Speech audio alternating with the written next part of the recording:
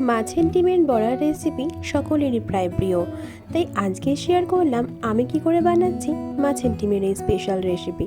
চলুন তবে দেখে নিয়ে নিয়েছি 150 গ্রাম মাছের ডিম, আদা রসুন কাঁচা লঙ্কা কুচি, পেঁয়াজ কুচি এবং টমেটো কুচি। একে একে আমি সমস্ত ইনগ্রিডিয়েন্টস মাছের ডিমের মধ্যে মিশিয়ে নেব। সাথে নিয়ে নিয়েছি 2 টেবিল চামচ ময়দা, হলুদ গুঁড়ো, কালো জিরে, 2 টেবিল চামচ নুন এবং হাফ টেবিল স্পুন পোস্ত এবং 1 টেবিল স্পুন কাশ্মীরি মির্চ। এবার খুব ভালো করে মিশিয়ে নেব।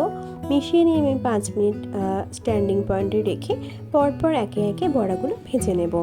গ্যাসের ফ্লেমটা একটু কম করে রাখতে হবে, যাতে বড়াগুলো ভেতর অবধি খুব ভালো করে বয়েলড হয়ে যায়।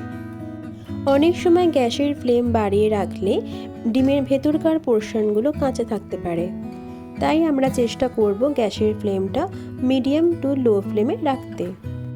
মাছের ডিমটা খুব ভালো করে ভাজা হয়ে গেছে দুই দিকেই। আমি একটা মাছের ডিমের বড়া ভেঙে দেখিয়ে দিচ্ছি।